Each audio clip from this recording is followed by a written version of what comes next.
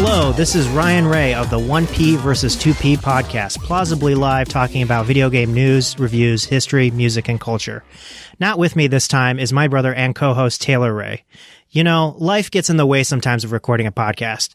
Since our last episode celebrating Game of the Year 2019, I had another kid, bringing my total to 2 children. This whole pandemic thing happened. There's a lot more to the story, but nevertheless, a lot has happened in the world of video games, and we've still been playing them somehow. So I want to break this episode up into 3 solo segments. I'll be the 1P on this side of the podcast. I want to talk about games I've been playing during all this and some quick impressions. I wanted to talk a little bit about that we're on the bubble of next-gen consoles, some results from our listener poll, and what's been announced on that front thus far. And I want to talk a little bit about the Mario at 35 anniversary stream that Nintendo did recently, and figured that would be something worth discussing. So let's start with the games that I've been playing and some quick impressions. This obviously isn't a complete list of games I've been playing because I've played a lot since we last recorded, but just recently I'll start off with I platinumed Assassin's Creed Odyssey on my PS4, and that game is probably, and I've been a fan of the Assassin's Creed franchise for a while now. In fact, Assassin's Creed Black Flag was the reason that I got a PS4. I just was so impressed with the graphics, and I heard really good things about the gameplay, which turned out to be pretty true. I loved Assassin's Creed Origins. I skipped the French Revolution one. I think that's Unity, and I played a little bit of the London one, which I think is Assassin's Creed Syndicate. And Assassin's Creed, I think, it really now represents what the template is for open world games. And for me, Odyssey now represents kind of the bloat of all the activities that you can do in these styles of games. And it's just, I really like the setting. I really love Roman and Greek history. This game takes place in Greece and gets a little bit into mythological stuff with some of the DLC and some of the endgame content. And I just found that Assassin's Creed moving away from like these stealth action, like third person games, sometimes has worked, and in this case has just been like really overwhelming. Like a lot of the mission design was very similar, and the story between Cassandra, and I even forget her twin's name because I played as Cassandra, and her voice actress is awesome. The main storyline just not that compelling. And I really enjoyed hunting down the Cult of Cosmos, which is kind of a side story. I thought that was more interesting, brought stuff back to the Assassin's Creed Animus sci-fi stuff. Just I played some of the DLC, and I just I lost interest. It was just like one of those games that I like platinum casually because it was mindless and something to do, but I didn't really enjoy it. It definitely like the definition of a podcast game for me. A game I have been sort of enjoying, Yakuza Kiwami 2. I've been playing that on my PC. Yakuza 0, Yakuza Kiwami, and Kiwami 2 are all out on PC as well as PS4. You can pick up the other Yakuza games on PS4 if you're interested in completing the collection. There's games 0 through 6. I've been playing these games to try to catch up so that I be prepared for Yakuza Like a Dragon. Not that game is... it's somewhat connected. It's let's call it a spiritual successor because it features a new protagonist. I loved Yakuza 0. I loved a little less Kiwami, although it shared some DNA with 0. Kiwami 2 is somewhat of a different battle and upgrade system from the previous 2 games. And while I enjoy kind of the over-the-top characters and definitely the setting in Kamurocho, I don't love Kiwami 2 as much. I think what's happening in the story in Kiwami 2 is perfectly fine. It's just that the systems and like styling of 0 was like so compelling, back in the 80s, and Kiwami and Kiwami 2 are kind of like we're kind of moving along in the decades towards the 90s, and it's just something about it just seems so dull.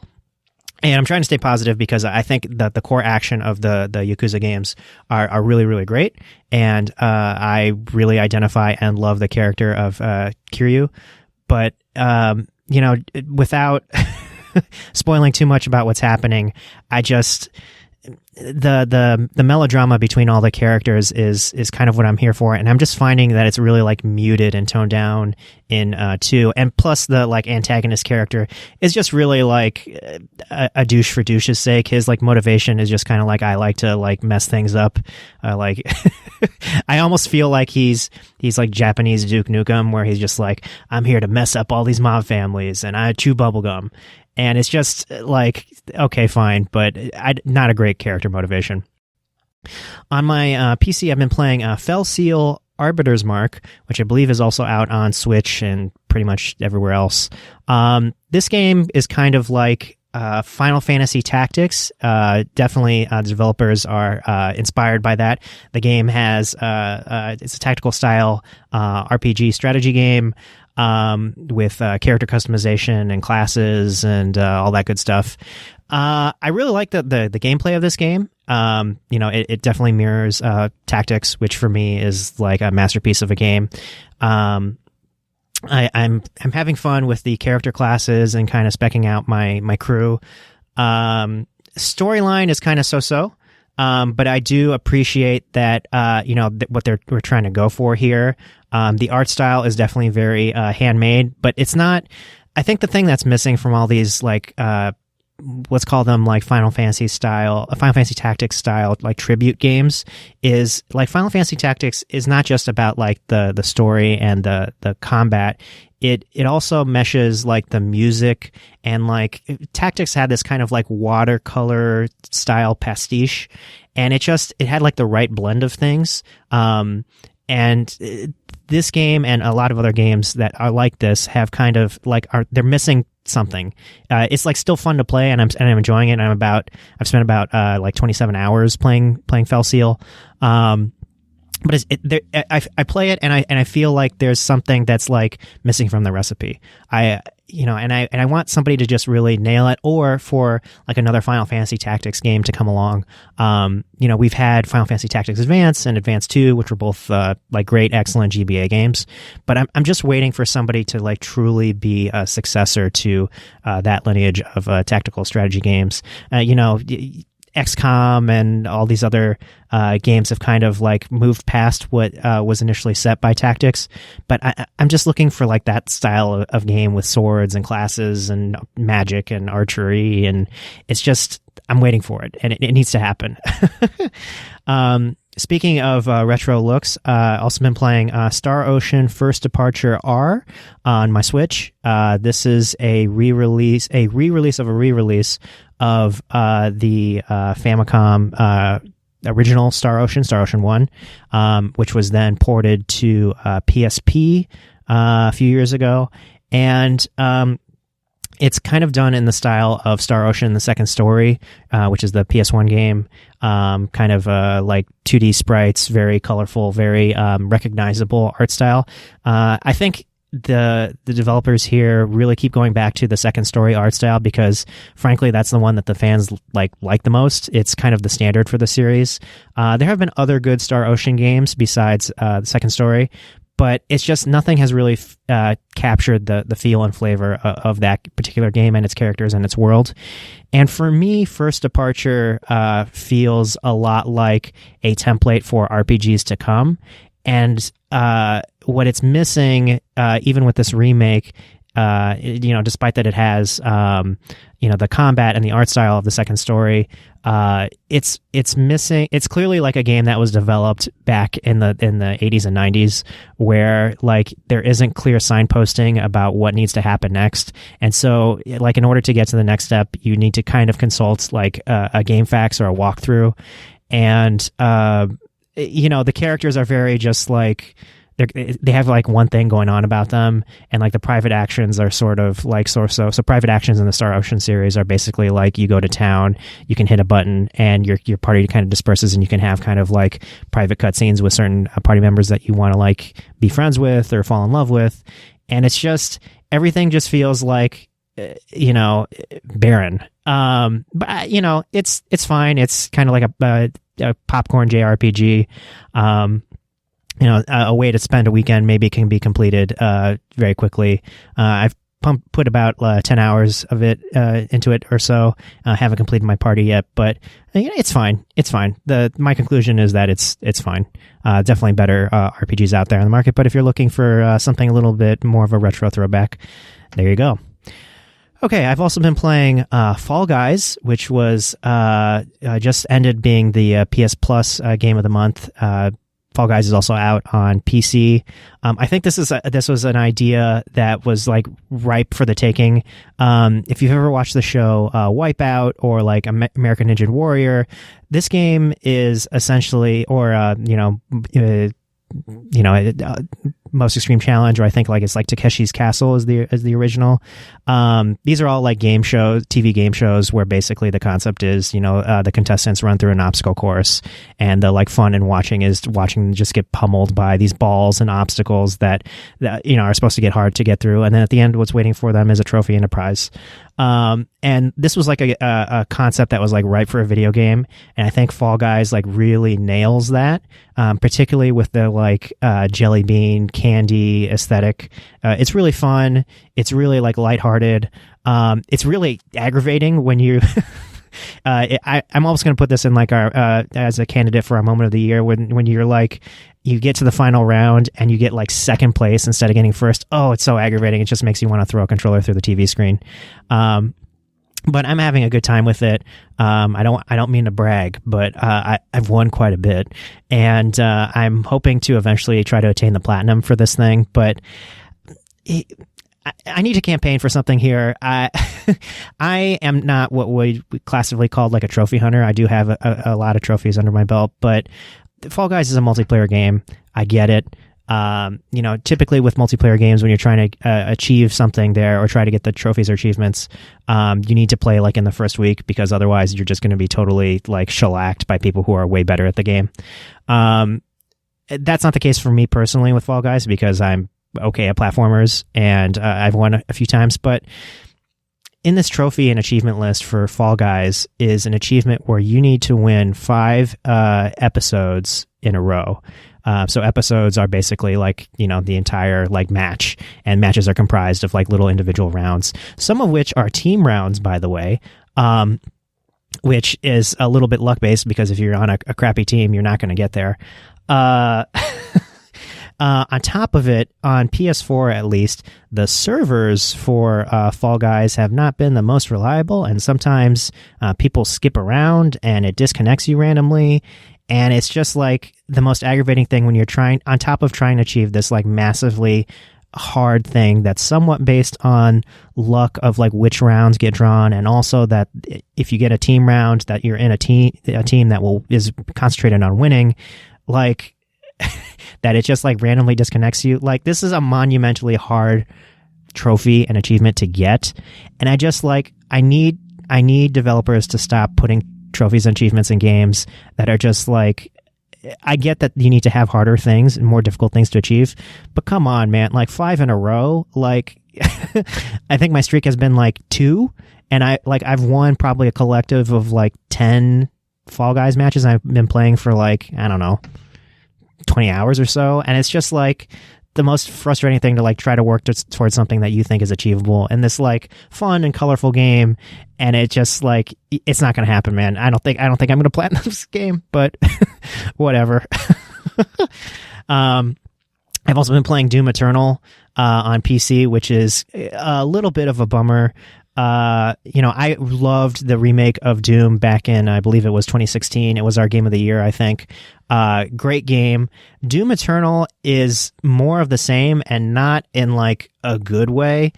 I think kind of the core premise of Doom, the king of all first-person shooters, is really you're this Marine, you're fighting against the forces of hell and these demons, and it's really more about like the metal and hell like aesthetic, and the combat, at least in the recent remake of Doom, was really like frenetic and fast-paced. I'd even compare it to, let's say, the combat puzzle of the original Halo. In Doom Eternal, they're trying to replicate that, but it just feels like the tool set and weapons you've been getting are all kind of like built around this idea that you have to keep filling up your meters in order to survive the encounters. Like the flame belch, which is this like flame shoulder mounted flamethrower that you get.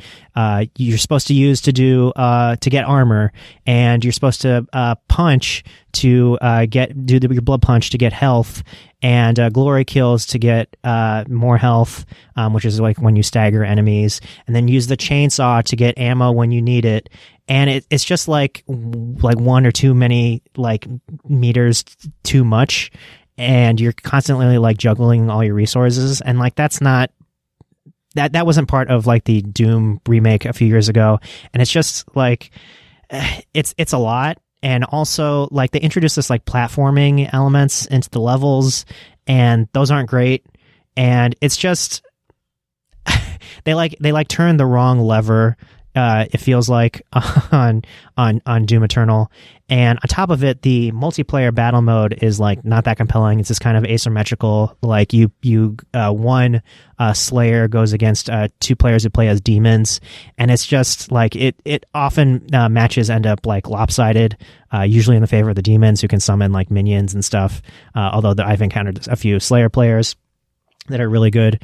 And the levels in Doom Eternal are just like barren, and in like a way that's not like they're not fun to traverse. It's kind of just like it's there, and I'm like really shocked and surprised. Also, like the story in the Doom remake, it somewhat took it seriously, but it was also kind of poking fun at the entire like concept of what a first-person shooter is, and like the Doom mythos and Doom guy and whatnot.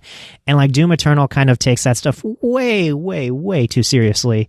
And I appreciate the level of detail, but it's like one of those things that's like it doesn't need to be there, man. This is supposed to be kind of like a fun like first person shooter with like a metal and like aesthetic and music, and it's just like again something in the recipe is missing, or it's like there are too many ingredients, and we need to like this game would be better if there was some editing that actually happened, I think.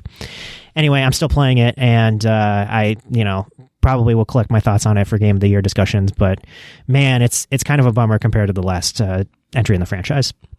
And finally, I've been playing Nioh 2, which is a really pleasant surprise. Nioh 2 is currently available on the PS4, and they are looking to release a version of it for PC later this year.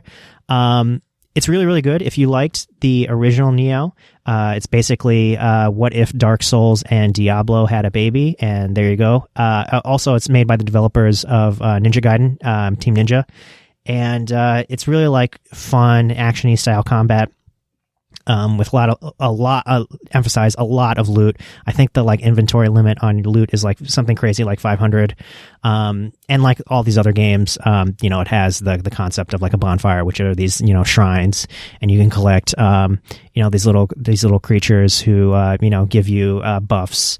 And new for Nioh 2 is the main character. So this is a prequel game. It takes place before the events of the original Nioh, and the main character is kind of like half human, half monster. And they've introduced the system where you basically, instead of just being able to have kind of like a guardian spirit, which is kind of like your super ability, your ultimates this time around, you kind of turn into a monster yourself and have monstrous abilities. One of three, one that's kind of more aggressively offense based, one that's kind of more swift dodge based, and another one that's kind of somewhat in the middle, more like counter based but defensive. That's the one I like. And the game's weapons are just like super fun to use. I love using the Kurosama, which is this kind of like a sickle on a chain. And the game systems and upgrade paths like really make a lot of sense, and I think are improvements on the original Nioh. And I think the like level variety, that was kind of like the main criticism of the original game, is like the level variety just wasn't there. It often felt like you were kind of going in the same environments, just with like different objectives every time. And while some of that still exists in Nioh 2, I think like the levels are like much more creatively designed. The characters are much more lively, and it's just plain fun, man. Like I love this game. All right, next up on the show, I wanted to talk a little bit about that we're all on the bubble of next-gen consoles. Isn't that exciting? So Microsoft announced officially, after it was leaked, the Xbox Series S and Xbox Series X, which are out November 10th with pre-orders starting September 22nd. A subscription option is also available, so some financing for the folks who need that. $24.99 for 24 months will get you the Series S, with the Series X subscription at $34.99 for the same time period. I don't want to get into the technical specs here because honestly that information is out there, but suffice to say that the Series S is more than capable of running the next-gen consoles, which so the Series S, for those of you who are not familiar, is kind of the like half-step version of the big boy, the Series X. And looking at the specs here, it's comparable. We'll be able to run things confidently. Although if you really want, maximum home theater style stuff, you'll probably want to go for the Series X. I think it's important to point out that the Series S is digital only, no disk drive in the Series S, but it's also a smaller form factor. It's got a little fun design with the speaker on top of the console. And Series X will have a 4K Blu-ray player in it, as well as, of course, upgraded ingredients inside, as well as a 1 terabyte storage, whereas the Series S will have just half that in the 512 gig model. And prices, Series S will be $299, very affordable, I think, for a new console. And the Series X, which is $499, which, shockingly, for the high-end version, pretty good, all things considered, even though we are in the middle of a pandemic and a lot of people are unemployed and video games are an expensive hobby. But in terms of value, Microsoft also announced that their Game Pass program is expanding to include EA Play, which is EA's Game Pass solution for their games. So Game Pass is going to be including EA Play for free. And they also announced that if you are just doing Game Pass on PC, which technically was in beta, the price for that will increase slightly, though I think most people here will have Game Pass Ultimate, which is the more standard bundle, which includes Game Pass on console, PC, and Xbox Live Gold, which is to play multiplayer in their ecosystem. I really feel like Microsoft is increasing the value on their ecosystem, and Game Pass is an excellent service. All their first party lineup and some third party games that include some new releases. Really good stuff. Really smart. I do think these price points are pretty comparable. However, I just don't know about this generation of consoles, which I'll get into the commentary a little bit. I wanted to get through some of the news items. As of this recording, what has been said on the PS5 in Sony's camp, other than showing everybody what the console looks like and the DualSense controllers with the adaptive triggers, some technical specs, we don't really know when the PS5 will be released or the price yet. But with Microsoft's recent announcement, you should expect Sony to react accordingly. The PS5 is coming in a disc-based and discless digital version. They have said that there will be some backwards compatibility with PS4, although not really much information shared about how exactly that will go about, or if you'll have to put your PS4 games, your disc-based games, into the PS5 disc-based version. Who can say? But looking at the kind of tech specs here, I would generally say, again, we'll have to see when these consoles come out what things will look like, but that the PS5 is somewhere in the middle between the Series X and the Series X. But the thing that kind of all dictates this is what games will be on these platforms. There was also news on the PC front with NVIDIA announcing a new line of graphics cards in a new line, the 3070, the 3080, and the 3090 graphics cards. There's also a rumored lower-end 3060 card that surprisingly is approaching affordable and not unrealistic prices for PC players. The 3070 card, which currently is the low end in that line, is $500, and the 3080, which is kind of the mid-range card, is at $700. I was expecting these prices to be a lot higher, and frankly, for the price of new consoles, you can have an awesome screaming PC that will be more powerful than these consoles.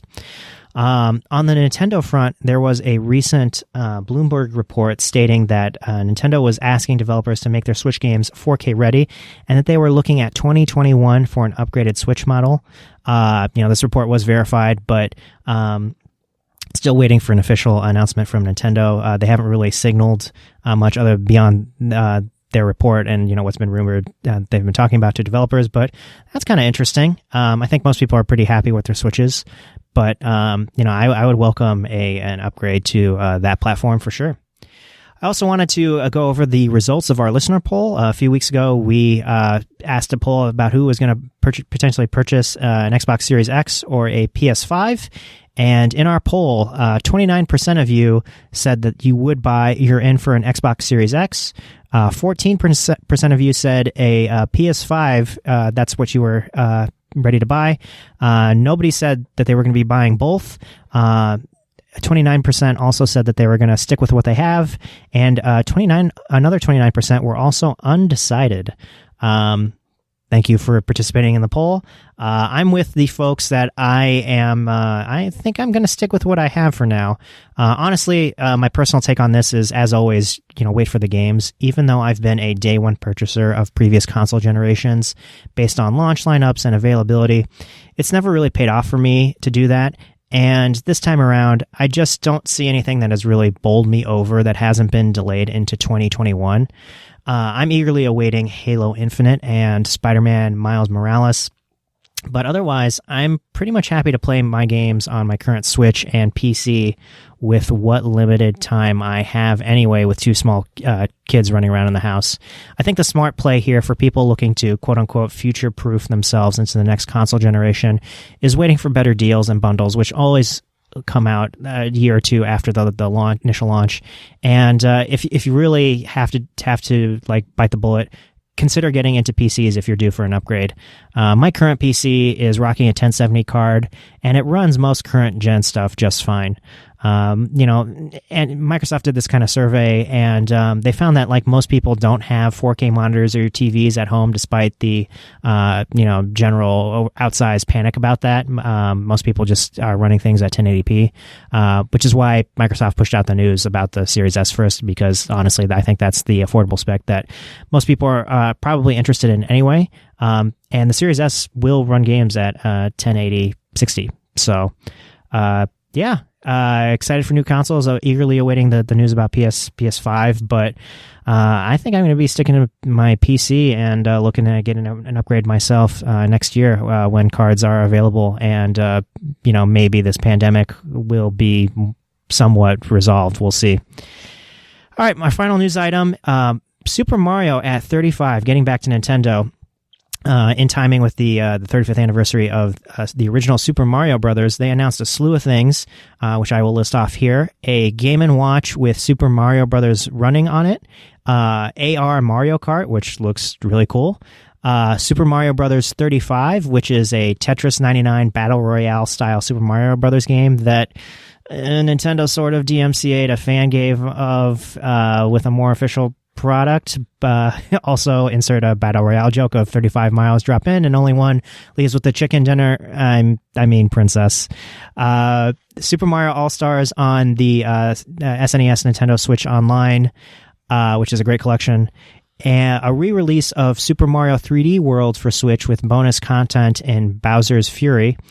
And last but not least, a new collection of three Mario games on the Switch called Super Mario 3D All-Stars, which features Mario 64, Mario Sunshine, and Mario Galaxy.